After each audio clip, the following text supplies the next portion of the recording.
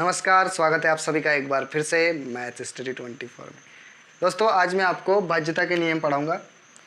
भाज्यता के नियम क्या होते हैं, हम ये क्यों पढ़ रहे हैं। हम इसको इसलिए पढ़ रहे हैं क्योंकि हमको पता होना चाहिए कि अगर इकाई का अंक हमको पता है कि ये इकाई से कटेगा, आखिरी के 2 अंक जो होते हैं संख्या के वो इकाई से कटते हैं, आखिरी के 3 अंक कौन सी संख्या से कटते हैं। यदि सभी संख्याओं को जोड़ देंगे और जो आखिरी में जो आएगा उसमें अगर किसी संख्या का भाग जा रहा है तो वो संख्या किससे कट रही है, ये सभी बातें हम यहाँ पर डिटेल में पढ़ने वाले हैं। अच्छा, इसका फ़ायदा क्या होगा सर, अगर हमको पता है तो क्या फ़ायदा होगा इससे, और अगर हमको नहीं पता है तो हमारे क्या क्या नुकसान हैं। ठीक है दोस्तों, अगर आपको ये पता है कि विभाज्यता के नियम आपको याद है तो आपको बहुत ज़्यादा संख्या ट्राई नहीं करनी पड़ती। मान लो एक बड़ी सी संख्या आ गई और उसको काटना है, तो अगर आपको ये पता है भाज्यता के नियम्स अगर आपको पता है तो आप डायरेक्टली वही संख्या लाएंगे दिमाग में। ठीक है। दूसरी चीज़, कंपटीशन एग्ज़ाम में जो क्वेश्चन आते हैं वो इस कंसेप्ट के ऊपर आते हैं, तो हमको ये पता होना बहुत ही आवश्यक है। ठीक है। एसएससी, रेलवे, इनमें इस टाइप के क्वेश्चन पूछे जाते हैं, इसलिए और भी ज़रूरी हो जाता है इसको समझना। तो यहाँ पर कुछ नियम होते हैं, जैसे नियम कि 0 में आप किसी का भी भाग दे दो, 0 में सभी संख्याओं का भाग जाता है। 0 में सभी संख्याओं का भाग जाता है, सिर्फ और सिर्फ 0 को छोड़ो। 0 में सभी संख्याओं का भाग जाता है।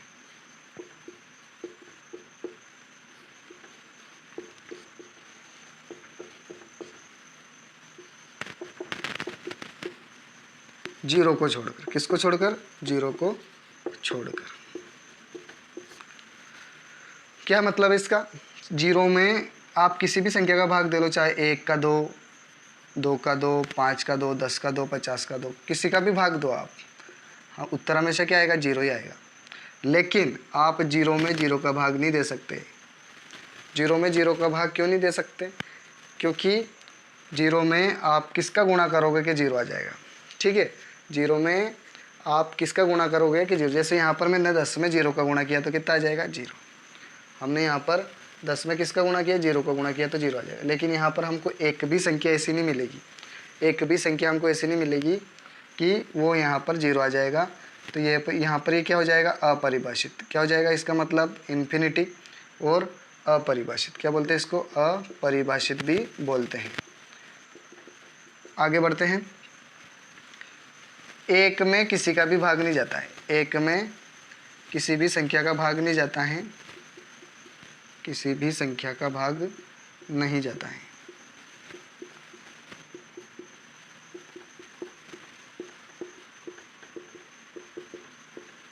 एक को छोड़कर, एक को छोड़कर इंग्लिश में क्या बोलते हैं, एक्सेप्ट, है ना, उसमें एक्सेप्ट वर्ड का यूज़ किया जाता है, मतलब उसको छोड़कर, एक को छोड़कर। और 1 का भाग सभी संख्याओं में जाता है, 1 का भाग सभी संख्याओं में जाता है, 1 का भाग सभी संख्याओं में जाता है।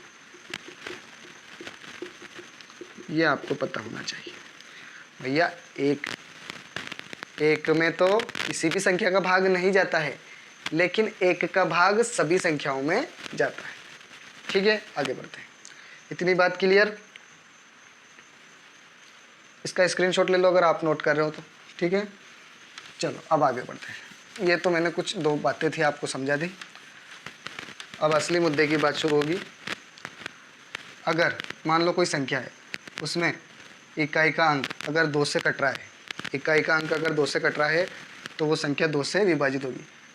तो यहाँ पर लिख देंगे 2 का जो नियम है कि 2 का भाग किस संख्या में जाएगा, तो उसका जो नियम है, इकाई का अंक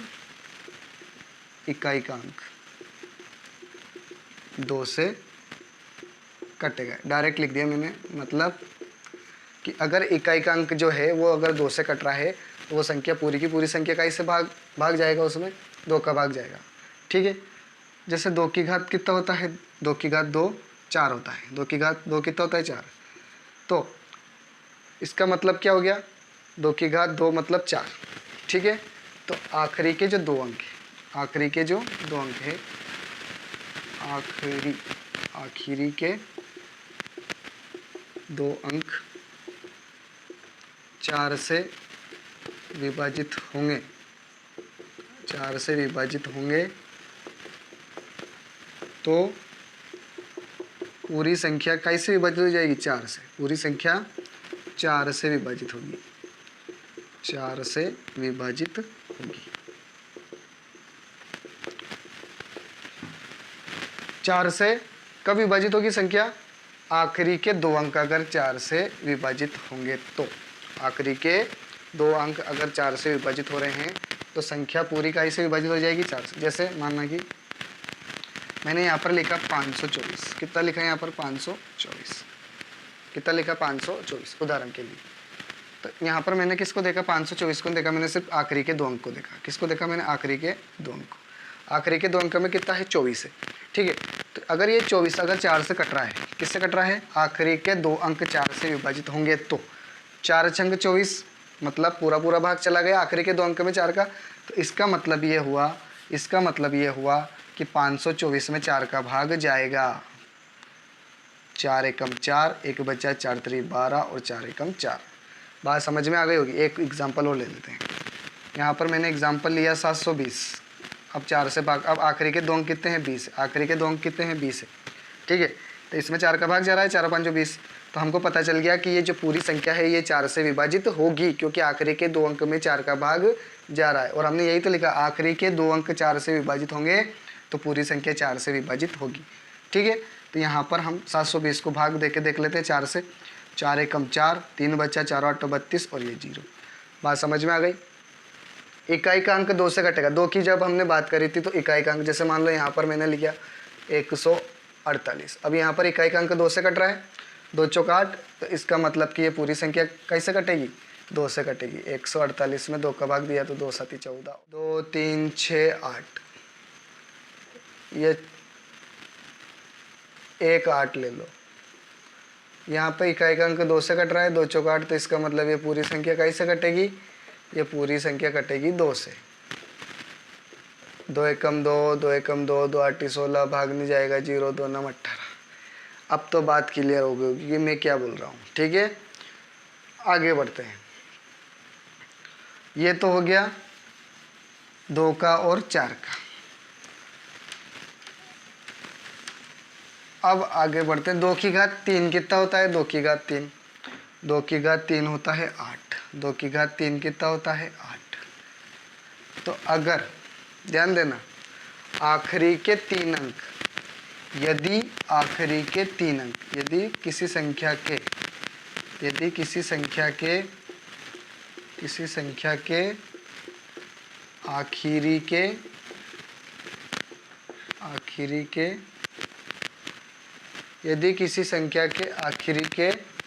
3 अंक, कितने अंक? 3 अंक, 3 अंक 8 से कटेंगे तो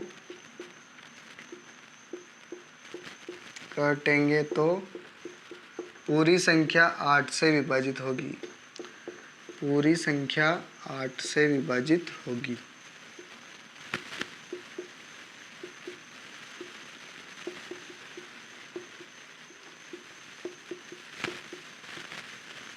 पूरी संख्या 8 से विभाजित होगी। उदाहरण ले लेते हैं। जैसे मान लो यहाँ पे मैंने एग्जांपल देखिए 208 है, इसमें 8 का भाग देंगे, 8 का भाग दे देंगे। 8 दूनी 16, 4 बचा 8 छंग 48, ठीक है। इसका मतलब है कि पूरी संख्या जो है 1208, ये 8 से कट जाएगी। 1208, इसमें 8 का भाग जाएगा। 8 एकम 8, 4 बचा 8 5 40 और 8 एकम 8, ये देखो, ठीक है। बात समझ में आ गई होगी। आगे बढ़े, चलो आगे बढ़ते हैं। ऐसे 2 की घात 4 कितना होगा? 16 और आखिरी के 4 अंक कैसे कटेंगे? 16 से। एक और लिख ही लेते हैं। 2 की घात 4 होता है 16। अगर 16 आखिरी के, यदि किसी संख्या के आखिरी के 4 अंक 16 से कटेंगे तो संख्या 16 से विभाजित होगी। 16 से विभाजित होगी।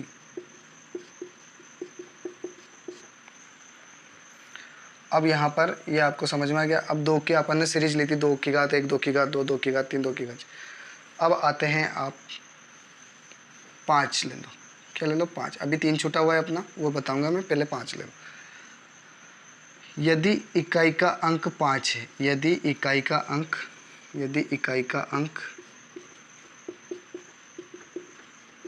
5 है तो हमेशा ही संख्या 5 से विभाजित होगी। 5 से विभाजित होगी। अगर दूसरे शब्दों में इसको मैं बोलूँ, अगर मैं इसको बोलूँ कि अगर आखिरी का अंक 5 से कट रहा है, आखिरी का अंक अगर 5 से कट रहा है तो संख्या कैसे विभाजित होगी? 5 से। जैसे मान लो यहाँ पर मैंने लिखा 145, तो ये आखिरी का अंक क्या है? 5 है, जो कि 5 से कटेगा। 5 एकम 5 है ना, 5 से कट रहा है ना, तो इसका मतलब क्या हो गया? ये पूरी संख्या कैसे विभाजित होगी? 5 से। 5 दूनी 10, 5 नौ 45। बात समझ में आ गई होगी आपको। तो मैं क्या बोल रहा हूँ कि हमेशा अगर इकाई का अंक 5 है, यदि इकाई का अंक 5 है तो हमेशा ही संख्या 5, कुछ भी ले लो आप, कुछ भी, संख्या हमेशा कैसे विभाजित हो जाएगी? 5 से। 5 बचे 25, 4 बचे 5 8 40, 2 बचे 5 बचे 25। इकाई का अंक अगर 5 है तो संख्या हमेशा ही 5 से विभाजित होगी। इतनी बात आपको समझ में आ गई होगी। ऐसे ही 5 की घात 2 कितना होता है? 25 होता है। 5 की घात 2 कितना होता है? 25। 25 का भी देख लेते हैं। 5 की घात 2 होता है 25। कितना होता है? 25। तो संख्या, यदि किसी संख्या के आखिरी के 2 अंक, यदि किसी संख्या के आखिरी के 2 अंक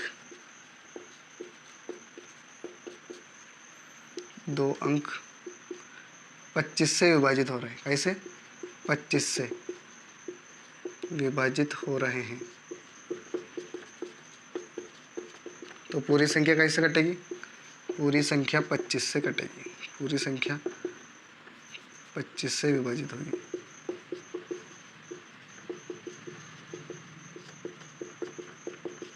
ठीक है।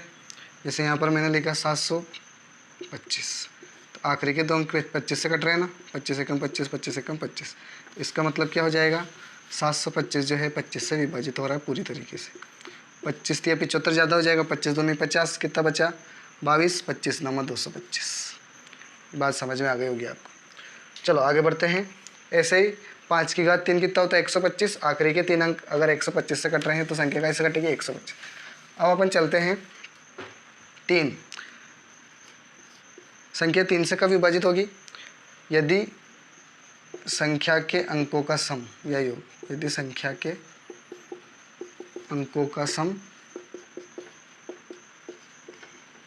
मतलब योग, यदि संख्या के अंकों का योग 3 से विभाजित होगा, 3 से विभाजित होगा तो पूरी संख्या 3 से विभाजित होगी। पूरी संख्या 3 से विभाजित होगी।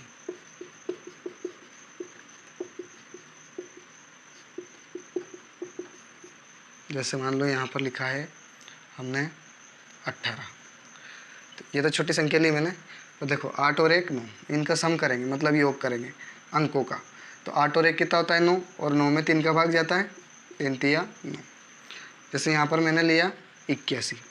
अब इसमें देखना है कि 3 से भाग जाएगा कि नहीं, तो इनको जोड़ लो। 8 और 1 कितना होता है? 9। 8 + 1 कितना हो जाएगा? 9, और 9 में 3 का भाग जाएगा, 3 तिया 9। इसका मतलब इस पूरी 81 में 3 का भाग जाएगा। 3 दूनी 6, 2 बचा 3 7 21। ठीक है। अगर मान लो मैंने यहाँ पे ले लिया 2 7 और 3। अब यहाँ पे देखना है कि 3 का भाग जाएगा कि नहीं, तो इनको जोड़ दो। 3 और 7 10 और 2 12। 12 में 3 का भाग जाता है, 3 चौक 12। इसका मतलब 273 में 3 का भाग जाएगा। 3 नम 27, 3 एकम 3। बात समझ में आ गई होगी कि 3 का भाग कब जाता है? जब संख्या को अगर अपन जोड़ दें, उनको आपस में जो अंक दिए गए हैं उनको अगर अपन जोड़ देंगे, तो वो जो जोड़ने के बाद जो संख्या आएगी, अगर उसमें 3 का भाग जा रहा है तो पूरी संख्या कैसे विभाजित हो जाएगी? 3 से। ठीक है। तो दोस्तों आज के लिए इतना ही काफ़ी है। अगले वीडियो में मैं आपको कुछ और बातें बताऊंगा विभाजिता के रूल के नियम के बारे में, और सवाल भी करवाऊंगा ताकि आपका ये पूरा कंसेप्ट क्लियर हो पाएगा। कुछ एग्जाम में आए हुए क्वेश्चन हम लेंगे, तो उससे आपका ये जो टॉपिक है पूरी तरीके से कंप्लीट हो जाए। अगर आपको ये वीडियो पसंद आया तो वीडियो को लाइक करिए, यूट्यूब चैनल को सब्सक्राइब करिए और बने रहिए हमारे साथ। नमस्कार।